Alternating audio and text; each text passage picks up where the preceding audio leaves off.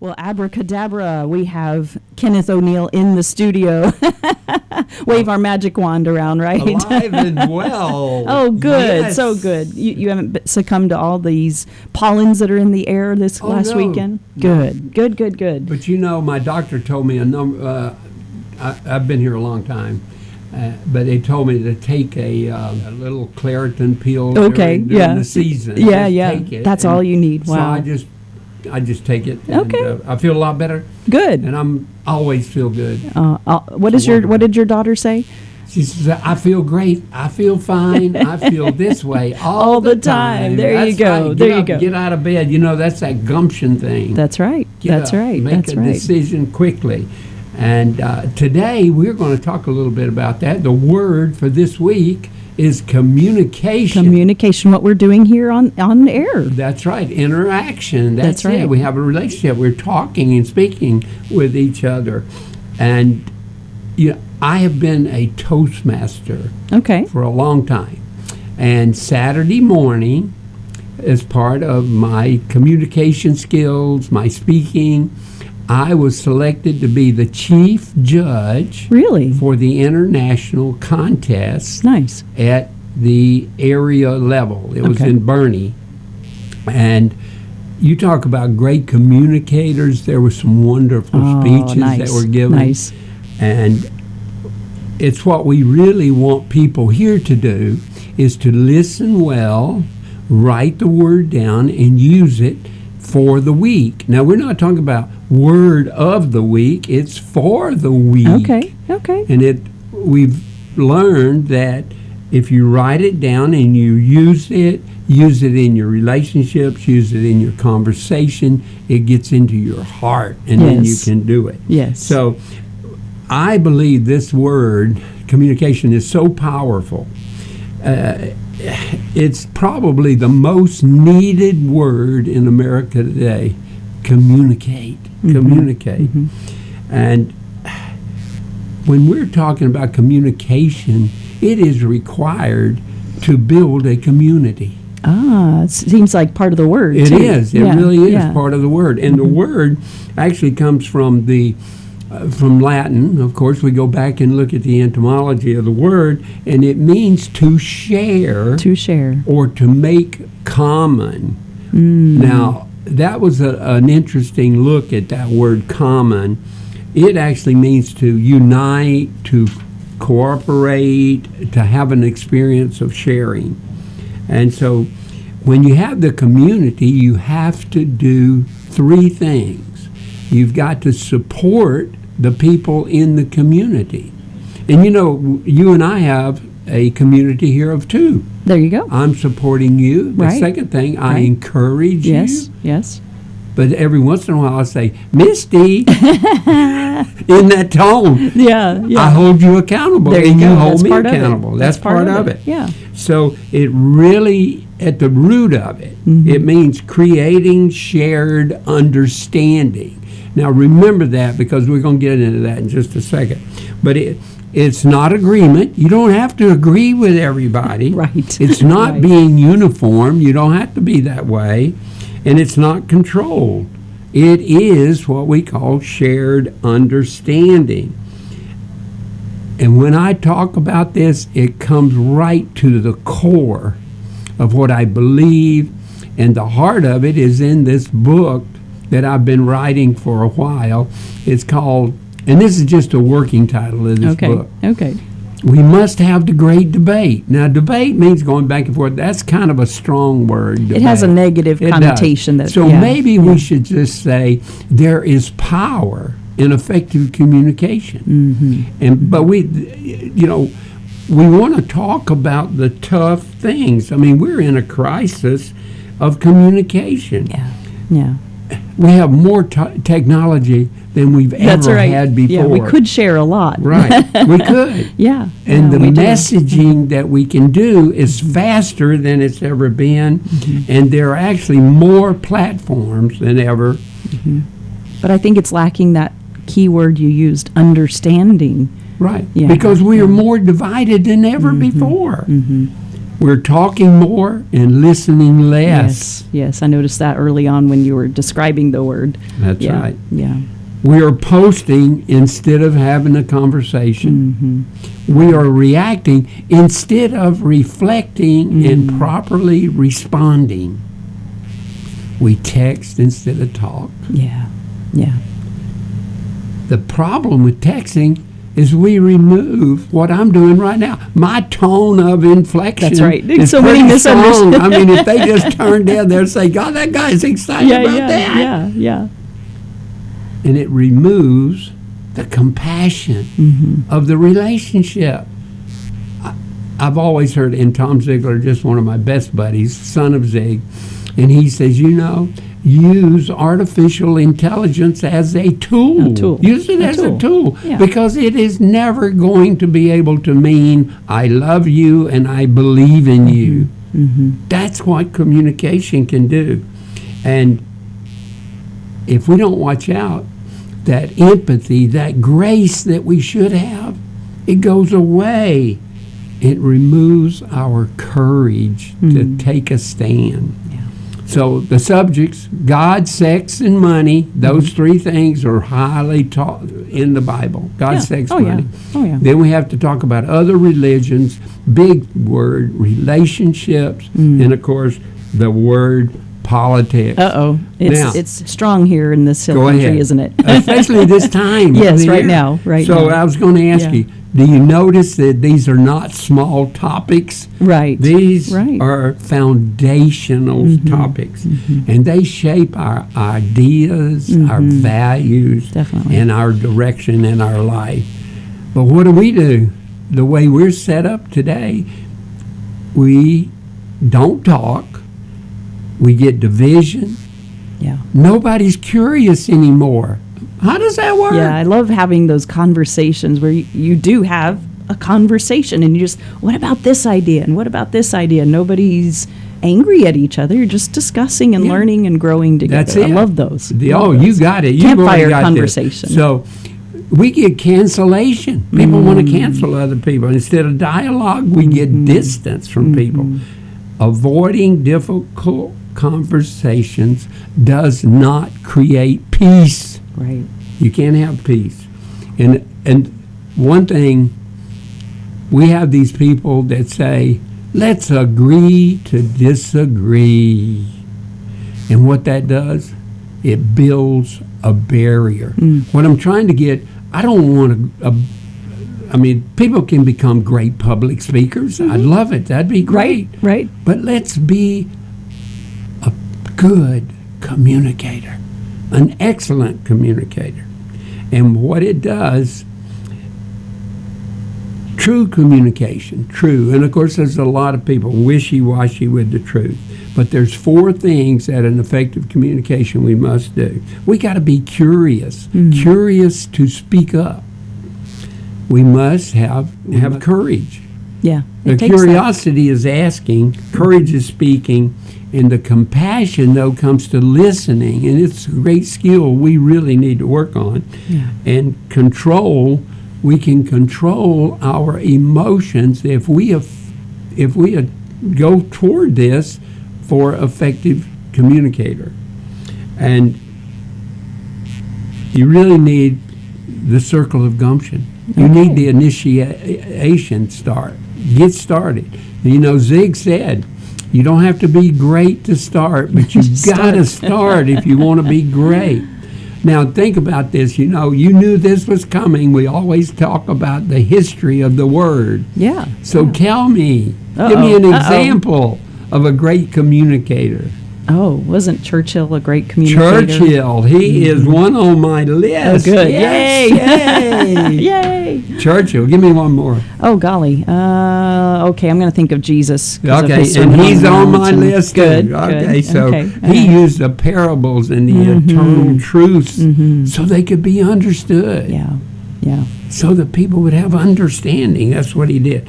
But I love this guy right here, and that's Abraham Lincoln. Oh, yes. Another good Abraham one. Lincoln. All right. Can you name the greatest speech that everybody knows of. Oh, it starts fourscore, right? And that's what I got in my head You right got now. that in your head? Okay, Yeah, that's yeah. a great start. Gettysburg Address. Yes, thank His you. Gettysburg Address. Yeah. Great.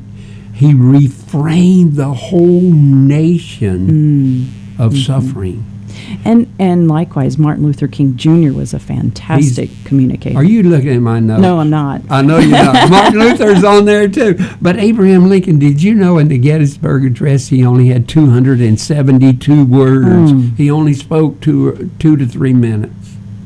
That would But- fit on a social post today, wouldn't it? That would. That's right. Oh, goodness. And on a little post-it note. Yeah. But Wow. you notice the thing about the people you mentioned, Churchill, Lincoln, Jesus Christ, Martin Luther King, and Ronald Reagan. He was a great actually known orator. a great. Yeah, he Yeah. was. Yeah, he did speak well. They never avoided the tough subjects. Jesus didn't avoid them. He went right after them. No. Yeah. And they did it with clarity and conviction. And heart. Heart. All of them. Yeah. I love that. compassion. That's right. They had compassion. They had empathy. So we have big problems today with what we're With talking communication. Yeah. about. And one of the things that we have here is what I call emotional performance toward communication. Okay. We don't want to really have a discussion, so we do things that makes us look good, but we refuse to engage with people that are different from us. Right.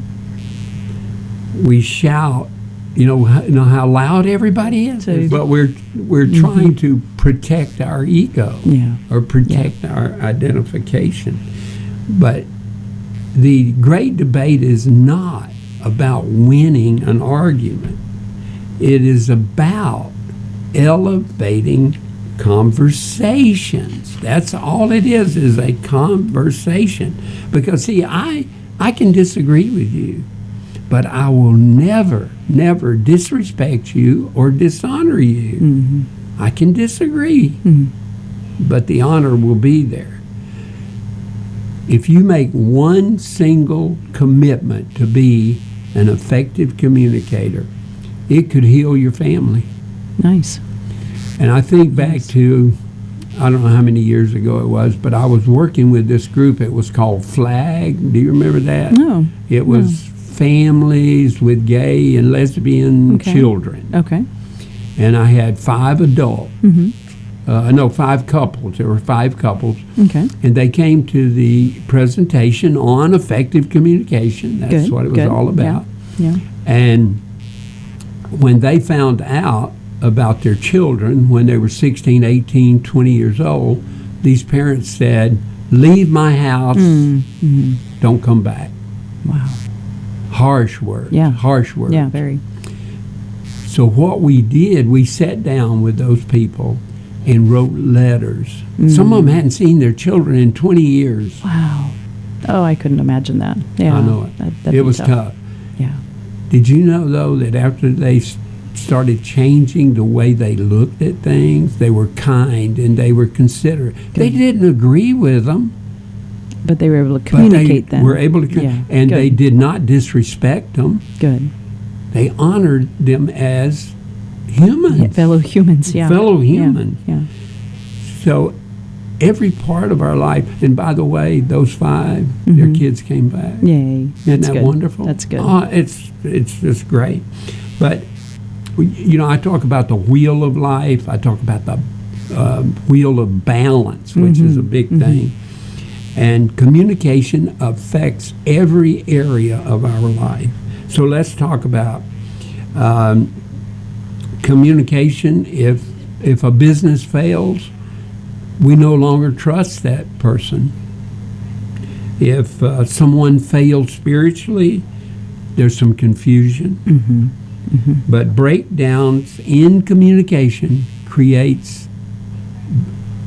imbalance. We're no longer in balance. So why do people want to avoid the hard topics? Why? Ooh.